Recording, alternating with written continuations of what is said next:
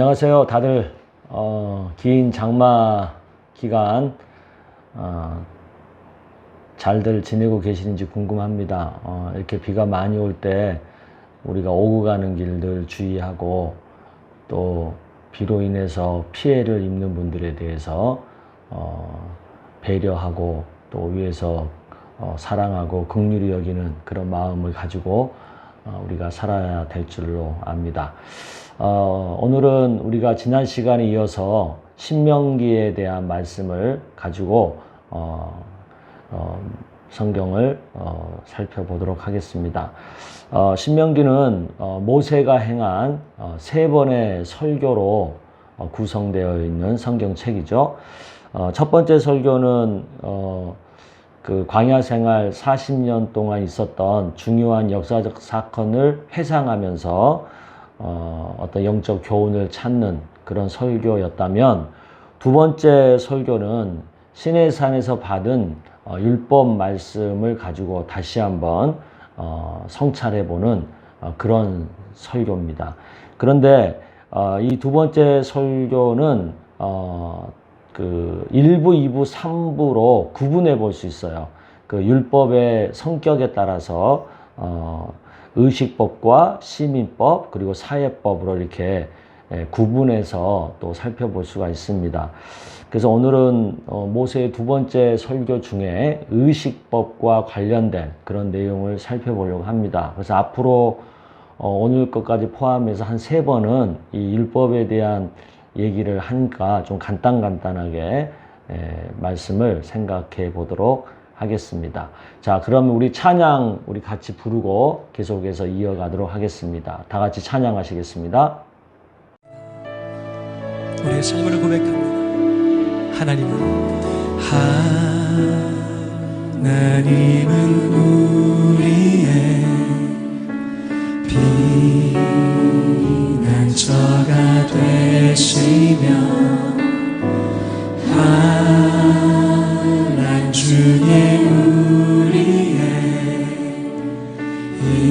힘과 도움이시.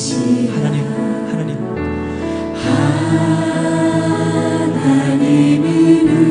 우리의 피난처가 되시며 환난 중에 우리의 힘과 도움이시라. 하나님, 우리 온 마음으로 고백합니다.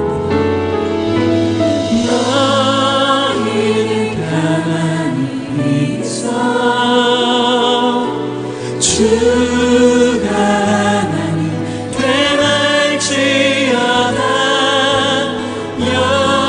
열방과 세계 가운데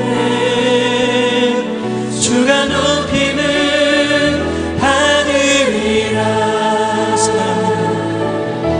사랑합니다 내 아버지.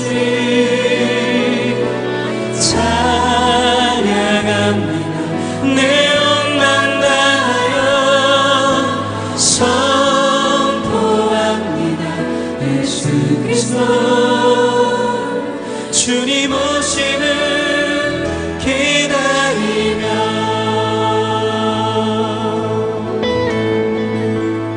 주님, 우리의 눈을 주님 바라봅니다. 주님을 소망합니다. 하나님, 하나님은 우리의 피난처가 되시며. 우리 주님께 온 마음으로 고백합니다. 환난 중에 우리의 힘과 도움이. 하나님 이곳에 사십니다. 하나님은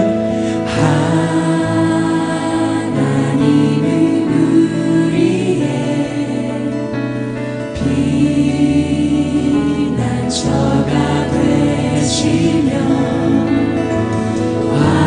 환난 중에 우리의 힘과 도움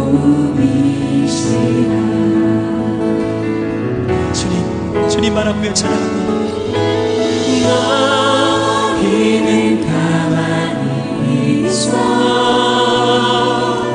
주가 하나님 되갈지어다. 열방과 세계 가운데 주가 높임을 받으리라. 사랑합니다 나의 아버지. 사랑합니다 내 아버지. 찬양합니다 내 온 마음 다하여 선포합니다. 예수 그리스도 주님 오심을 기다리며. 아멘. 우리 기도하겠습니다. 하나님 아버지 감사합니다. 비가 많이 그리고 오랜 기간 내리는 이런 장마철 기간 동안 우리 성도들의 건강과 또 안전을 지켜주시고 또 이 땅 백성들을 하나님께서 보호하여 주시고 또 수혜를 입은 사람들의 그 상하고 어려운 마음들을 위로하시고 격려하여 주시기를 원합니다. 오늘 신명기의 두 번째 설교 중에 의식법과 관련된 말씀을 생각해 보려고 합니다. 우리가 하나님 말씀을 가지고 어떻게 살아야 되는지, 또 하나님이 어떤 것들을 우리에게 중요하게 생각하기를 원하시는지를 우리가 느껴보고 또 마음판에 새겨보는 이런 시간이 되기를 원합니다. 우리가 구약 성경을 개관하는 이 성경 공부를 통해서 하나님 말씀을 전체적으로 이해할 뿐만 아니라 또 그 말씀을 하시는 하나님의 그 마음을 우리가 더 강하게 느껴볼 수 있도록 성령께서 역사하여 주시옵소서. 예수님의 이름으로 기도드리옵나이다. 아멘. 네, 오늘 본문 말씀은 신명기 14장 22절에서 27절까지의 말씀을 가지고 우리 한번 같이 교독하도록 하겠습니다. 너는 매년 마땅히 매년 토지 소산의 11조를 드릴 것이며 내 하나님 여호와 앞 곧 여호와께서 그의 이름을 두시려고 택하신 곳에서 내 곡식과 포도주와 기름의 11조를 먹으며 또 내 소와 양의 처음 난 것을 먹고 내 하나님 여호와 경외하기를 항상 배울 것이니라. 그러나 내 하나님 여호와께서 자기의 이름을 두시려고 택하신 곳이 내게서 너무 멀고 행로가 어려워서 내 하나님 여호와께서 그 풍부히 주신 것을 가지고 갈 수 없거든.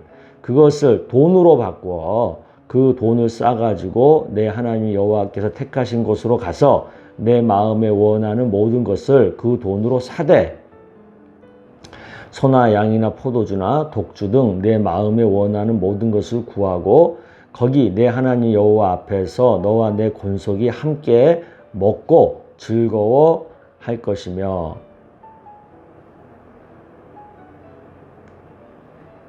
내 성읍에 거주하는 레위인은 너희 중에 분깃이나 기업이 없는 자니 또한 저버리지 말지니라. 이렇게 말씀하고 있습니다. 그 의식법 가운데 오늘 여러분과 제가 읽은 본문은 특별히 그 11조를 하나님 앞에 성전에 가지고 와서 드리는 것에 대한 규정을 말씀하고 있죠. 그 모세가 행한 두 번째 설교 전체 내용을 간단하게 분해를 하면 크게 세 가지로 분해가 돼요. 그러니까 1부, 2부, 3부. 그래서 1부는 기본적인 계명과 의식법, 그리고 2부는 시민법, 3부는 사회법, 이렇게 구분해 볼 수가 있는데, 근데 이 의식법은 주로 이제 하나님을 섬기는 어떤 신앙적인, 영적인 어떤 규례라고 이제 이렇게 1차적으로는 구분을 하죠. 또 시민법은 한 나라의 시민으로서 국민으로서 개인적으로 지켜야 하는 어떤 개인의 어떤 생활의 규례라고 보고, 또 사회법은 국가 공동체 아니면 가정 공동체, 어떤 사회 공동체, 교회 공동체, 그런 공동체의 개념에서 서로 지켜야 될 규례, 이렇게 구분을 해볼 수 있는데, 근데 사실은 이렇게 보면 이 세 가지를 엄밀하게 이렇게 딱 이렇게 구분하기는 쉽지 않은 것들도 많이 있어요. 그래도 이제 우리가 서로 필요와 더 이해를 돕기 위해서 이렇게 세 가지로 구분해서 살펴볼 수 있습니다. 그래서 오늘은 특별히 이제 기본적인 계명에 대한 것을 생각을 해볼 텐데, 먼저 기본적인 계명에는 10계명이죠. 신명기 5장에 나와 있는데, 이건 지난번에 우리가 10계명에 대해서 말씀을 배울 때도 우리가 다루었던 건데, 뭐 좀 복습하는 차원에서 간단하게 10계명의 말씀을 생각해 보면, 10계명은 10가지 계명이 있죠. 그 10가지 계명이 크게 두 개로 구분이 돼요. 하나님을 사랑하는 것과 이웃을 사랑하는 것으로 구분이 되고, 하나님을 사랑하는 것에는 첫 번째 돌판에 새겨져 있고, 이웃을 사랑하는 것에 대해서는 두 번째 돌판에 새겨져 있죠. 그래서 보면 나 외에 다른 신을 내게 잊지 말지니라. 너를 위하여 새긴 우상을 만들지 말라. 너의 하나님 여호와 이름을 망령되이 일컫지 말라. 안식일을 기억하여 거룩히 지키라. 이건 다 하나님을 섬기는 것에 대한 내용이죠. 그래서 여기 보면 하지 말라는 것과 하라는 것으로 이렇게 구분이 되고, 행동에 대한 것, 말에 대한 것으로 구분이 되고, 또 특징은 이제 믿어야 되는 영역이 되는 거죠. 그 다음에 이제 두 번째 돌판에 있는 이웃사랑에 대한 것은 내 부모를 공경하라, 살인하지 말지니라, 간음하지 말지니라, 도둑질하지 말지니라, 내 이웃에 대해 거짓 증거하지 말라, 내 이웃의 집을 탐내지 말라. 이렇게 보면은 하지 말라는 게 되게 많아요. 이것도 행동에 대한 것, 생각에 대한 것. 이것은 행함에 대한 거죠. 그래서 신앙생활이라고 하는 것은 믿음과 이 행함이 잘 균형, 조화를 이루어야 되는 거예요.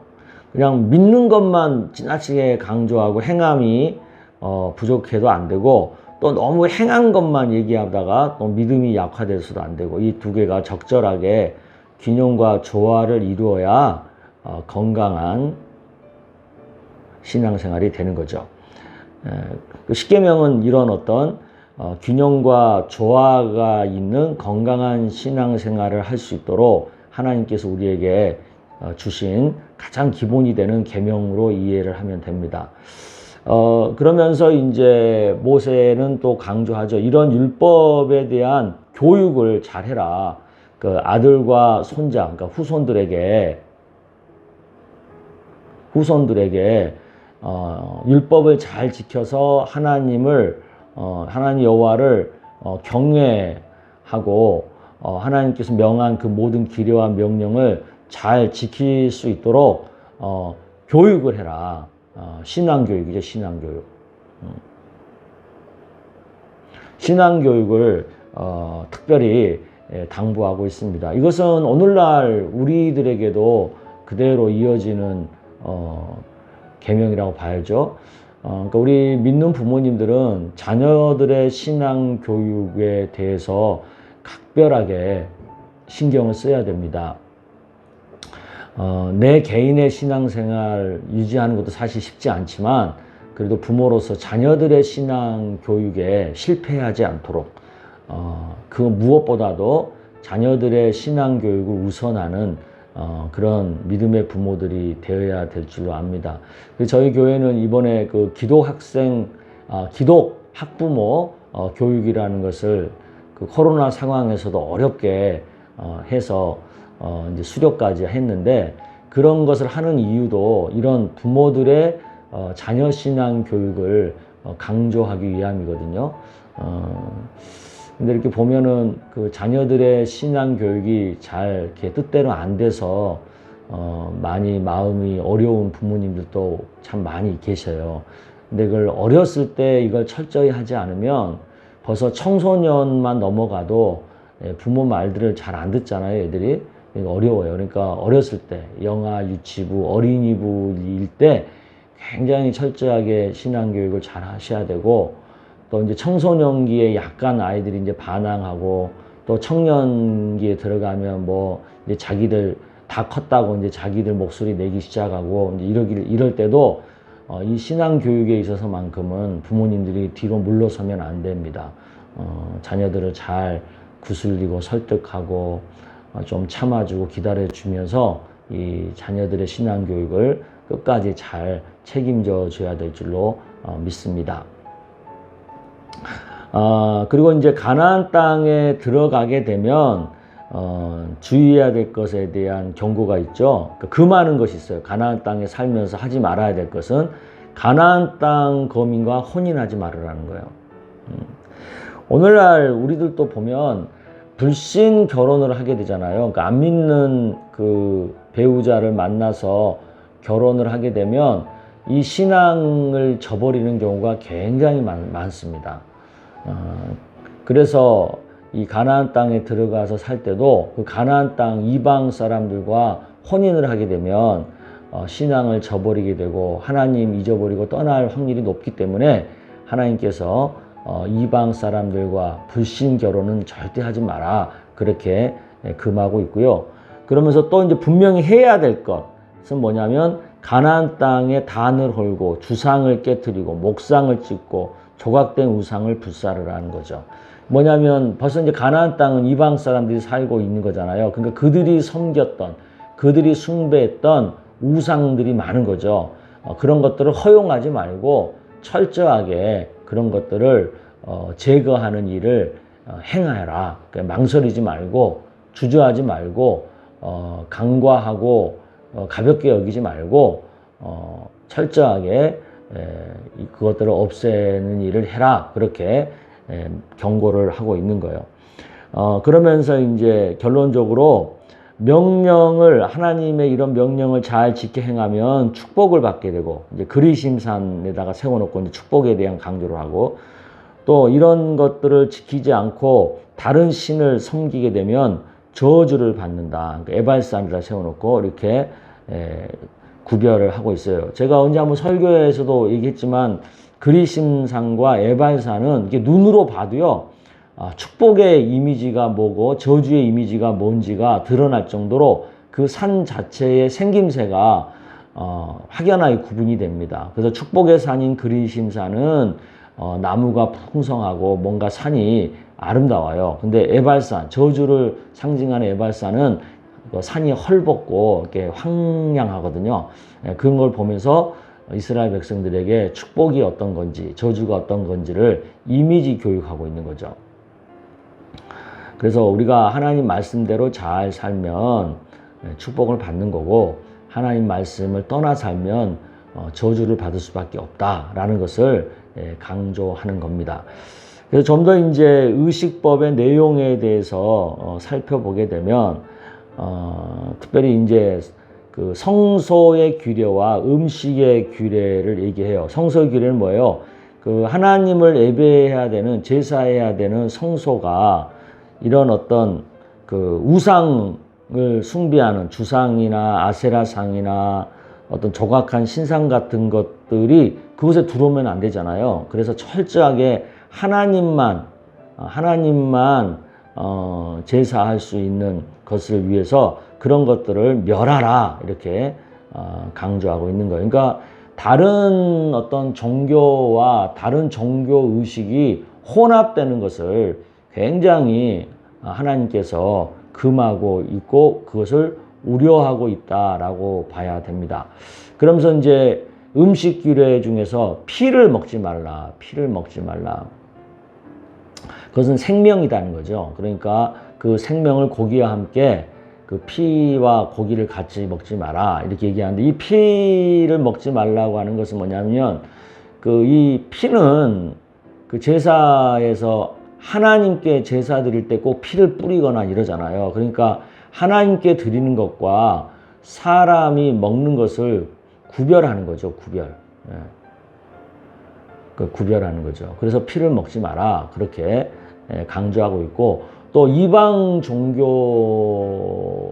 중에 이 피를 먹는 그런 제사 제도가 있는 것들이 있어요. 그래서 그런 거와도 구별하기 위해서 피를 먹지 마라 이렇게 강하게 규례를 하고 있어요. 그러면서 또 이제 우상 숭배를 철저히 금하고 있고, 그 다음에 이제 음식에, 사람이 먹는 음식에 대해서도 하나님이 구별을 하는데, 그 먹어야 되는 정한 것과 대신 먹지 말아야 되는 부정한 것을 철저히 구별하셨어요. 그래서 먹어야 할 짐승, 먹지 말아야 할 짐승을 구별했는데, 왜 이렇게 구별했냐면 여러 가지 이유가 있겠지만 그 이방 제사 제물로 쓰이는 그런 뭐 돼지라든가 뭐 이런 것들 있잖아요. 그런 것들은 사람도 먹지 않도록 좀 구별을 시켜 주셨고, 또 이제 그 뜨거운 그 사막 기후 지대에 살아야 되는 이스라엘 백성들의 건강을 위해서 먹게 되면 탈이 나기 쉽거나 또 여러 가지 공동체의 건강과 위생을 해치기 쉬운 그런 그 음식들은 먹지 않도록, 그래서 백성들의 영적인 부분 또 육적인 부분 그런 모든 것까지 하나님께서 보호하시고 또 잘 지켜나가도록 하기 위해서 이렇게 음식, 사소해 보이는 이런 음식에까지도 하나님께서 관심을 갖고 구별을 하고 있는 겁니다. 그래서 우리들도 뭐든지 다 먹어도 뭐 가하지만 어떤 우리 내 영적인 부분이나 또 건강의 부분이나 이런 부분에 대해서 해함이 있거나 뭔가 덕을 끼치는 일에 어려움이 있을 경우에는 구별할 줄 아는 그런 믿음의 자세가 필요합니다. 뭐 우리 성경이 뭐든지 다 먹으라 그랬어, 뭐 신약 시대에는 음식에 구별이 없어 이렇게 생각하면서 뭐든지 막 이렇게 다 먹어도 된다고 생각하는 분들이 계시는데, 성경의 기본 정신은요 두 가지예요. 그러니까 그 덕을 끼치느냐, 그 다음에 건강과 위생을 위해서 해로운 거냐 이로운 거냐, 이런 것들을 구별해서 음식을 먹고 먹지 말고를 정할 것을 말씀합니다. 그래서 우리가 이런 음식에 대해서도 영적으로 이렇게 접근할 줄 알아야 된다라는 것을 말씀드립니다.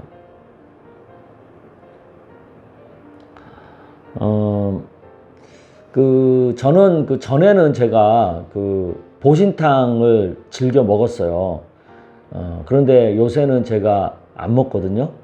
그 이유가 뭐겠어요? 요새는 이제 애완견을 기르는 가정들이 많고, 또 이 개고기를 먹는 거에 대해서 사회에 부정적인 것들이 많기 때문에 덕을 위해서 저는 안 먹는 거예요. 이처럼 먹어도 되지만 그것을 뭐 죄라고까지 할 수는 없지만, 그래도 덕을 위해서는 먹지 않아야 될 때는 안 먹는 그런 어떤 것이 우리에게 필요하다라는 말씀을 다시 한번 강조를 드립니다.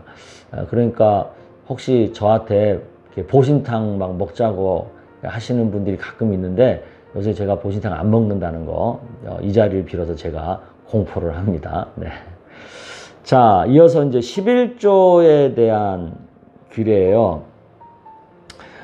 성경에 보면 그 땅의 소산의 10분의 1, 그 소출의 10분의 1을 하나님께 이제 드리라고 했거든요. 이게 이제 11조 헌금인데, 이 11조 헌금을 이제 드리는 것에 대한 규정이에요. 그러니까 왜 그러면 11조를 드리냐? 그 11조가 첫 번째는 레위인과 제사장들의 생계를 위해서. 왜냐하면 이 레위족과 제사장들에게는 땅을 안 줬잖아요. 땅을 기업으로 주지 않았잖아요. 그러니까 개인의 어떤 기업이 없단 말이에요. 그래서 대신 그 이스라엘 백성들이 내는 11조를 가지고 이들의 생계를 보장하라는 거죠. 그래서 소출의 10분의 1을 들여서 이들의 생계를 보장해라 라는 거고, 두 번째는 이 11조 가지고 그 이스라엘에는 그 절기가 있지 않습니까? 신앙의 절기가 있는데 그 절기 축제에 들어가는 비용을 쓰라는 거죠. 근데 그것을 보면 안식년이 7년마다 오잖아요. 그 7년 안식년을 기준으로 해서 매년 매 첫 번째와 두 번째 그리고 네 번째와 다섯 번째 해에는 이 절기 축제 비용으로 쓸 수 있는 11조를 내라는 거예요. 그 11조는 어떻게 되냐면 소출의 10분의 1을 내고 난 다음에 나머지 10분의 9가 있잖아요. 이 10분의 9 중에 10분의 1을 또 내라는 거죠. 또 내라는 거죠.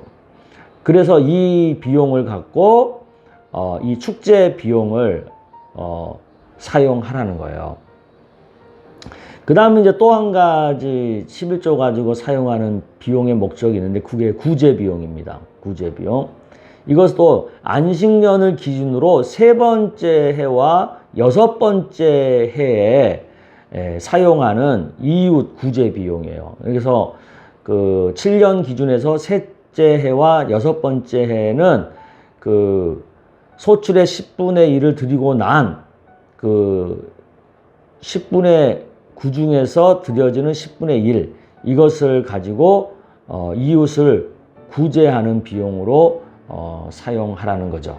그러니까 이처럼 그 11조를 하나님께 드리게 하고 그 11조 드려진 내용을 가지고 1차적으로는 레위인과 제사장들의 생계보장, 두 번째는 절기 축제 비용, 그리고 어려운 이웃들에 대한 구제 비용으로 11조를 사용해라 이렇게 규제를 하고 있는 거예요.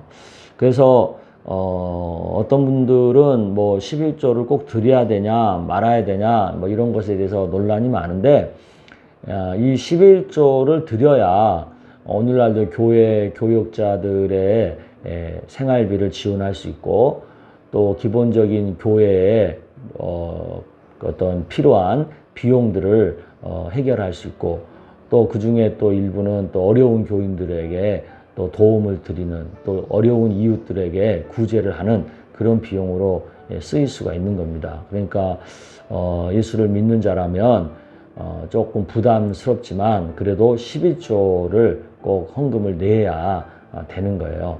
그래서 저는 바라기는 예수님을 구주로 영접하고 예수를 믿는다고 고백을 했다면 적어도 11조를 하나님께 드리는 것에 대해서 인색하지 않아야 된다. 그런 것을 이 시간을 통해서 다시 한번 말씀을 드리고 싶습니다.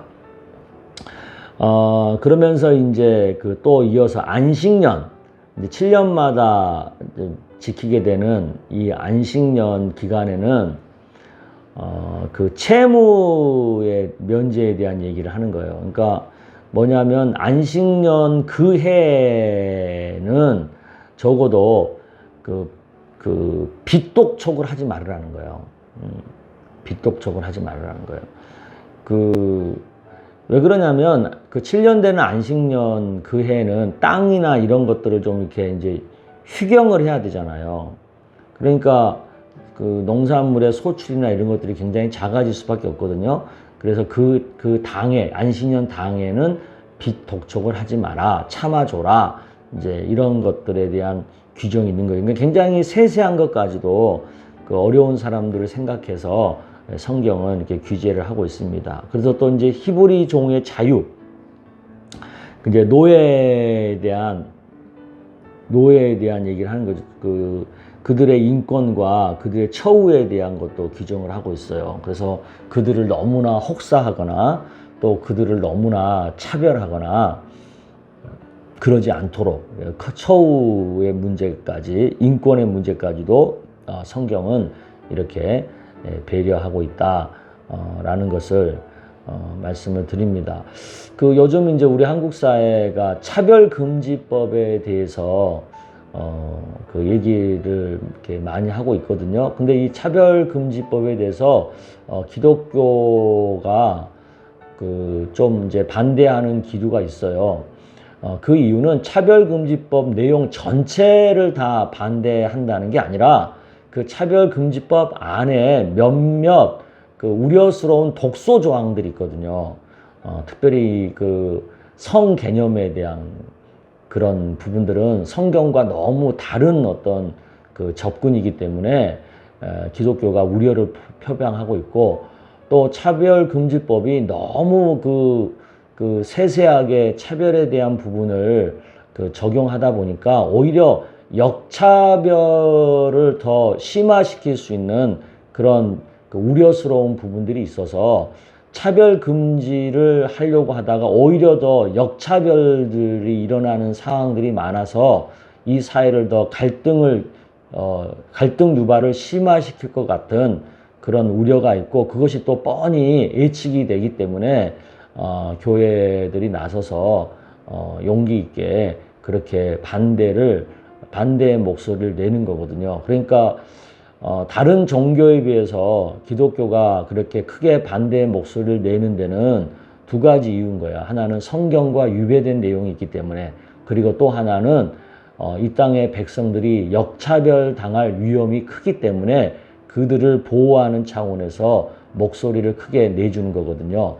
그만큼 기독교가 더 사회에 대한 책임감을 가지고 말을 한다는 거죠. 그러니까 그런 것들에 대해서 오히려 교회에 대해서 긍정적으로 평가를 해줘야 되지 않나 생각을 합니다. 오히려 침묵하는 다른 종교보다는 그렇게 목소리를 내는 기독교가 더 사회에 대한 책임의식을 갖고 있다라고 바라봐야 된다고 저는 생각을 합니다. 자, 오늘 말씀을 통해서 우리가 교훈을 받는다면 저는 크게 이제 모든 일에 영이 먼저 잘 되는 것을 우선해라. 그러니까 하나님과의 관계가 모든 일에 우선이 돼야 된다.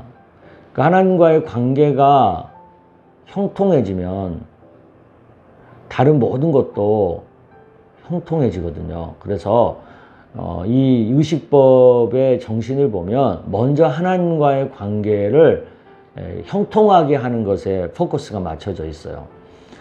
그리고 이 하나님과의 관계를 형통하게 하는 일에 우리가 우선이 된다면 사소한 것에서부터, 심지어 음식 같은 그런 또 노예를 대하는 어떤 그런 것과 같은 그런 사소한 것에서부터 이런 것을 적용할 줄 알아야 되는지, 구별할 줄 알아야 되는 거죠. 그러할 때 우리가 하나님과의 관계가 형통해지고, 또 하나님과의 관계가 형통해지면 우리의 나머지 모든 삶도 형통해진다라는 것을 교훈하고 있습니다. 그런데 우리들은 보면 이 순서가 바뀌어요.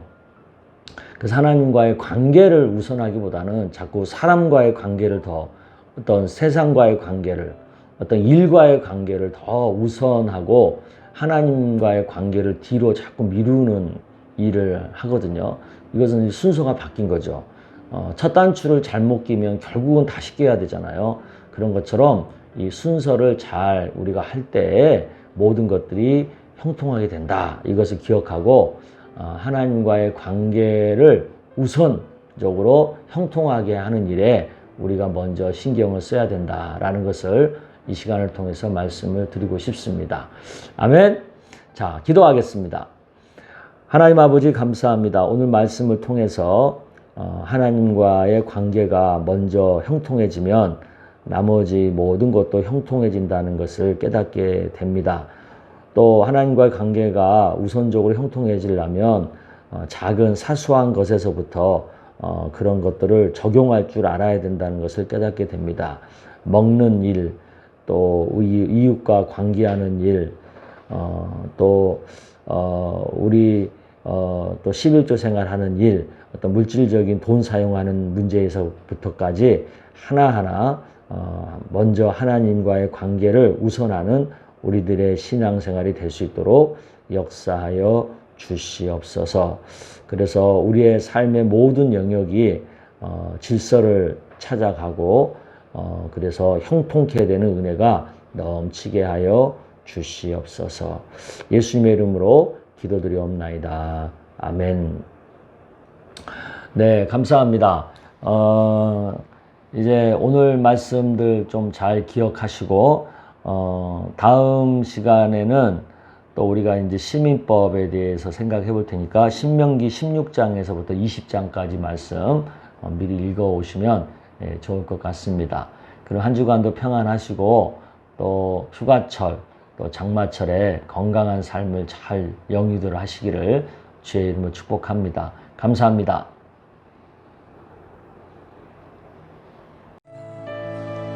우리의 삶을 고백합니다. 하나님은 우리의 피난처가 되시며 환난 중에 우리의 힘과 도움이시라. 하나님은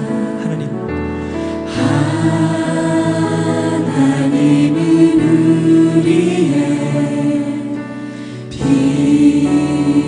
피난처가 되시며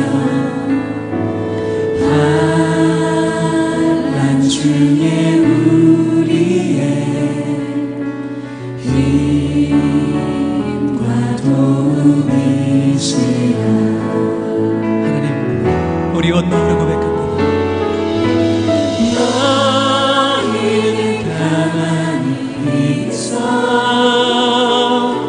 주가 하나님 되말지어다. 열방과 세계 가운데 주가 높임을 받으리라. 사랑합니다 내 아버지.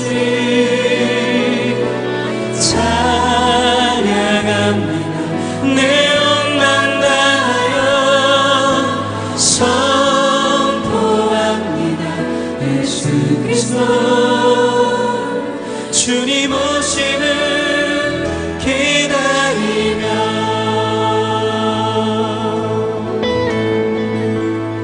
주님, 우리의 눈을 주님 바라봅니다. 주님을 소망합니다. 하나님 나라에 하나님은 우리의 피난처가 되시며. 우리 주님께 온 마음으로 고백합니다. 환난 중에 우리의 힘과 도움이. 하나님 이곳에 사십니다. 하나님은